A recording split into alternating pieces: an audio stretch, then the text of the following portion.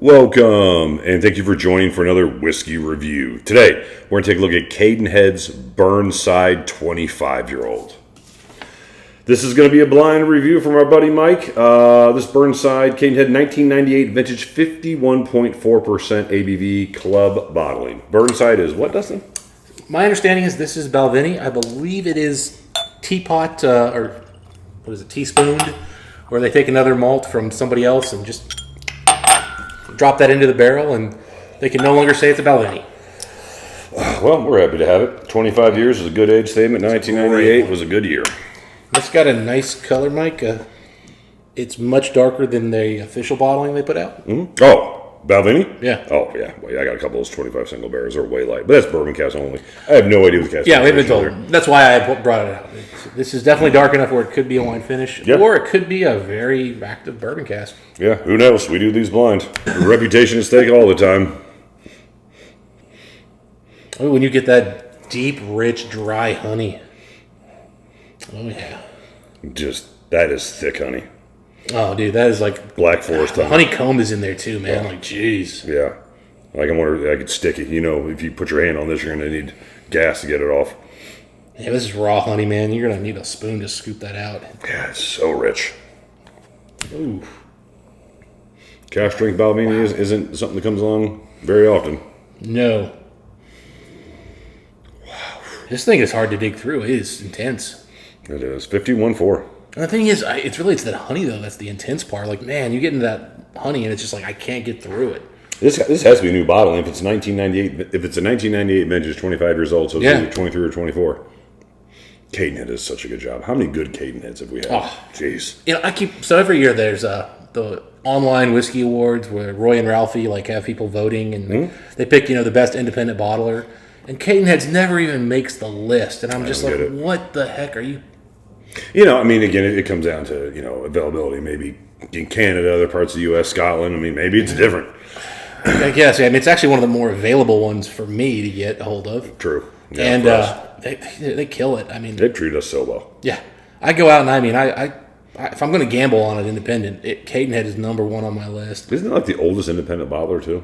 It's one of them. I think so. Yeah. I mean, I know Adelphi's been pretty good. I haven't really bought a lot of those, and obviously we've become huge boutique whiskey fans. Oh yeah, they're doing a great job too. Yeah, but Cadenhead is just like I know them.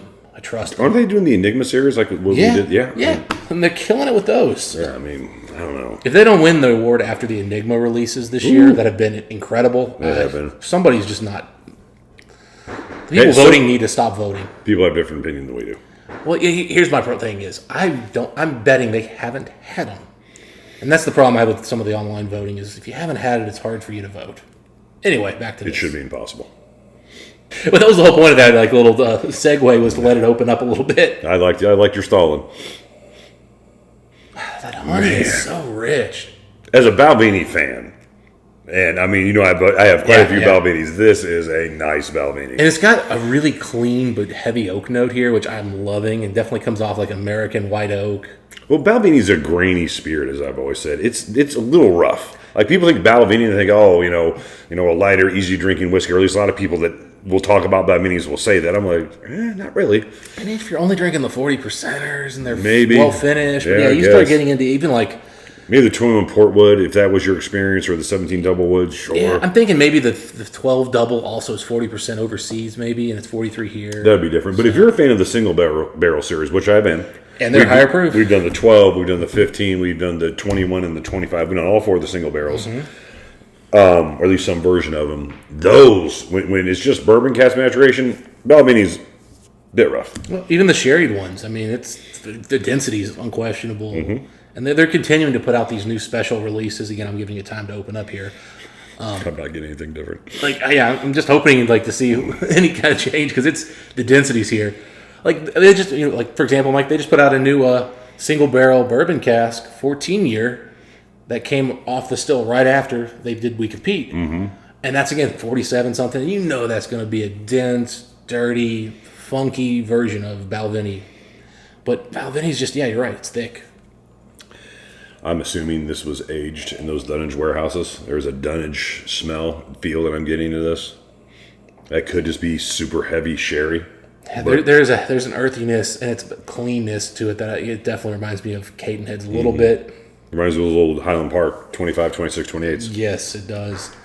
I'm also getting a little bit of a chocolate note now on the finish. Maybe as soon as you said it, it's right there. Yeah. As soon as you said it was right there. I completely missed it. And now a little bit of spice too. Yeah. A little, I don't want to say ginger, but it's something like that. Maybe not quite as gingery as ginger. Yeah, there's like a indistinct white cookie or something. Christmas where they put the sprinkles on. Not the sprinkles, but like the glittery stuff on there. Maybe Yeah, I don't know. the glitter, red and green glitter. It does something.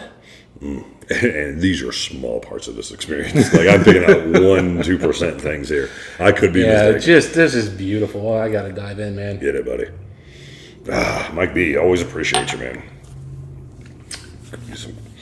I've always loved Balvenie too. So I mean, anytime you see cask strength Balvenie, old, what a great initial setup to even do. Oh my god, it's the most intense Balvenie ever on that. There's this malty sweetness.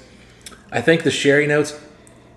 It's so subtle the way the sherry and the Balvenie integrate. I think the reason why it is so like intense is because the sherry has like added to the Balvenie. But oh my goodness, it's just that sweet, funky honey that's been sitting in oak and it's picked up a nice like toasted oak tannin note with just extra richness and sweetness.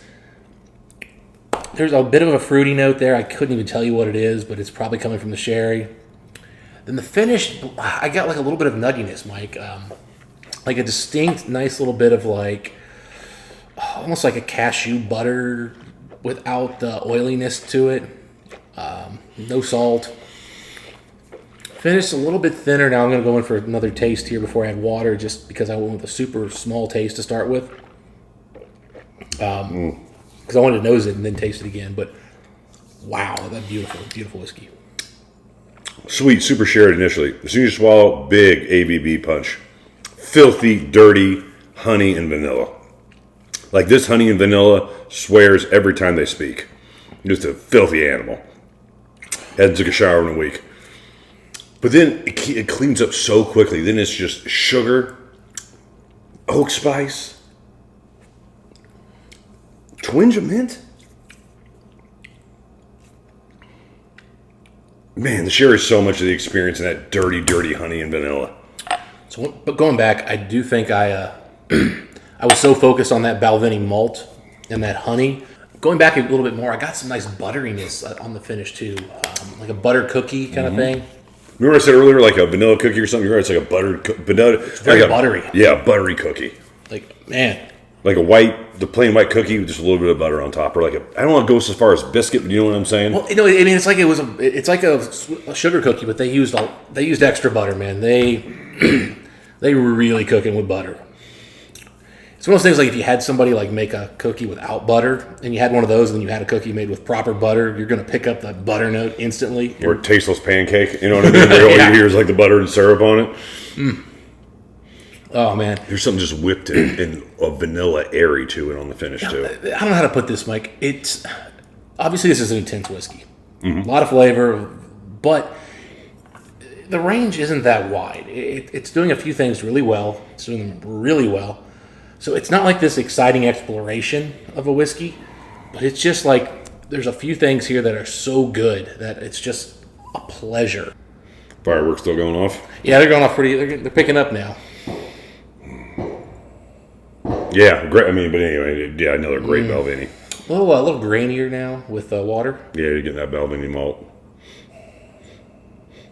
Still freaking delicious. Yeah, this is an excellent whiskey. I'm just gonna kill this one here, man. Get it. The finish here right now is very light grapey, sherry notes. You could actually convince me to finish is giving me a little bit of a pheno note, but